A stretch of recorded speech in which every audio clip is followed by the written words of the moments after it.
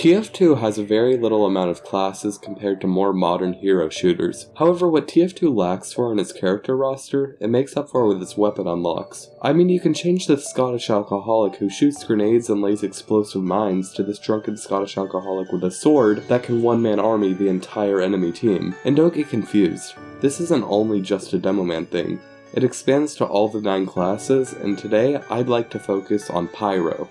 I'm not really one to play Pyro. As a Demoman, Pyro never really tickled my fancy per se, but one weapon unlock made me rethink my entire perspective on Pyro. Not about how they're an evil scoundrel, but about how Demomans like myself can enjoy this class all of us have come to loathe. You see, with what playstyle I just recently discovered for myself, we can change Pyro from this spammy, low damage, imprecise arsonist to this punching, precise, high damage monster. But what weapons could I possibly be referring to? Well, we can start with the primary I'm referring to rather than the entire loadout, and that would be the Dragon's Fury. When looking at its stats, it seems pretty complicated, but when you actually learn it, you come to see it's not as weird as you think. When we equip the Dragon's Fury on our Pyro, we are simply trading our Air Blast 0.75 second cooldown for a 1.6 second cooldown, and for this we get the equivalent of crits on burning players. And this obviously means we can mow down players very well. Not only this, but we also get the added bonus when we hit people with this, it lets us shoot it again quicker, noted by the plus 50% repressurization on hit stat. And if it's not obvious yet, this weapon heavily rewards precision. I mean, if it wasn't already obvious enough, the weapon's stats literally say, this powerful single-shot flamethrower rewards consecutive hits with faster reloads and bonus damage. The single-shot attribute can be really humbling at times, as it's nowhere near as forgiving as stock with its hitbox. Other than all of that, the Dragon's Fury is identical to stock. Your Air Blast does the same thing, and you still gain 20 HP per extinguish.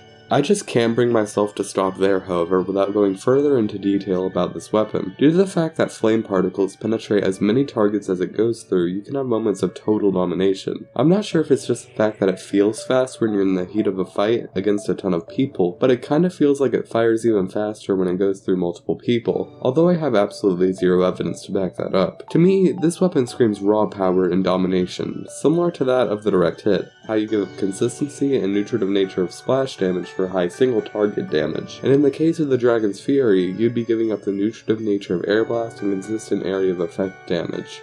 That, however, is not where the Dragon's Fury ends. We can use a specific secondary that also encourages precision, and packs a pretty big punch, that being the flare gun.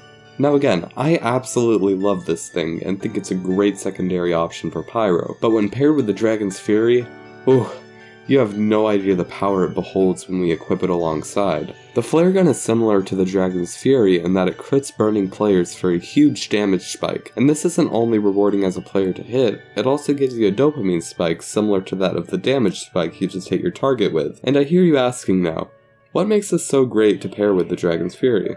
Well, not only does it crit burning players, but it also sets players on fire with a direct hit.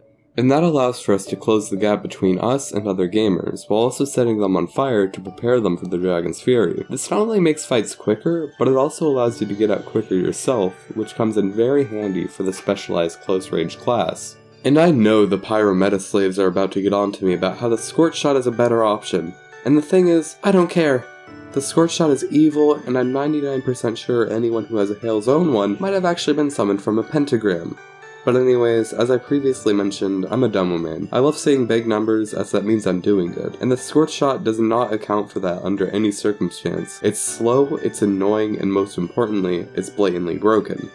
And by the way, I'd rather not be the one to ruin someone's one day off this month by being a Satan incarnate, so I'll just stick to my cool flare gun. Jokes aside, I think the Scorch Shot is very viable, especially when adapting flank Pyro, but I just can't bring myself to use it. You could also use the detonator, which allows you to close the gap quickly and also set enemies on fire, but again, I'm just gonna stick to my flare gun. As for other secondaries that don't put your enemy on fire, I would consider maybe using a shotgun if you don't have too much reliability in your flare hand. More specifically, I would use the panic attack for that fast switch speed action.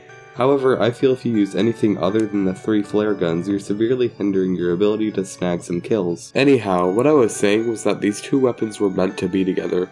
They just complement each other ever so nicely with the high damage they both reward you with. But let's for a second forget about what these weapons do and focus on how it feels to play with them. And boy, I don't think there's actually any more fun way to play this class. The best way I can describe how it feels to use this is like Stalk and the Flog had a baby, and I think you can see where I get that ideology. It's because you have a slower air blast and you get crits as long as enemy gamers are on fire. And I mean, after laying that statement out, it makes me think that this thing has more untapped raw power than the Flog does. And honestly, the slower air blast, at least for me, helps me.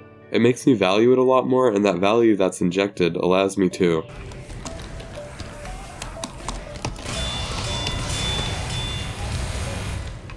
Yeah, this might just be a thing for inexperienced pyros such as yours truly, but it really doesn't feel like that much of a punishing downside. Maybe to those who are more adept at Stalk it'll feel horrible, but I don't think it'd be that hard to get over. What about the melee slots? We have quite a selection of options here, so which one would be the best for this playstyle? I would say the Power Jack is of course the best. However, that weapon's benefits have already been discussed so much, I'm just going to talk about the other options you have. Adapting this playstyle probably means you'll try to go for cheeky flanks to catch some sorry soul off guard. And if you so choose to use it like this, I would personally adapt the Back Scratcher, as the utility it provides for health is unrivaled for this playstyle in my opinion. Moving on to the Extinguisher, I really wouldn't use this.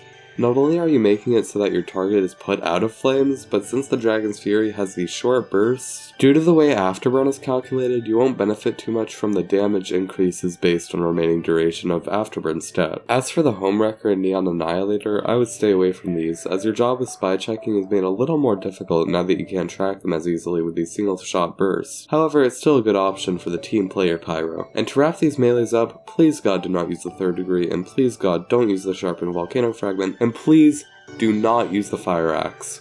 With all this talk of how weapon unlocks benefit certain playstyles, I feel as though we should ask, how should we use this thing? When using upgrades like the Power Jack, we should be manipulating get in, get outs as much as we can, as well as using the flanks effectively. With the Back Scratcher we can do something similar, however we're really only going to want to be manipulating the flanks, as that's where you thrive as a Back Scratcher Pyro. If we so choose to use the Extinguisher, we should be making as much use as we can out of Flare Gun's maxed Afterburn on direct hit, as without doing that you're severely handicapping yourself. The Homewrecker and Neon Annihilator could be used, I would just recommend you only use them if you have an NG, and you should also be picking off enemies that are overextending as to protect your NG. Also, while on the topic of protecting your NGs, with the Dragon's Fury, you can only reflect about 1 of every 2 rockets from a constant stream, so just be aware of that. So, what does all this mean for the Dragon's Fury? When should you use it, if at all? Is it better than Stalk?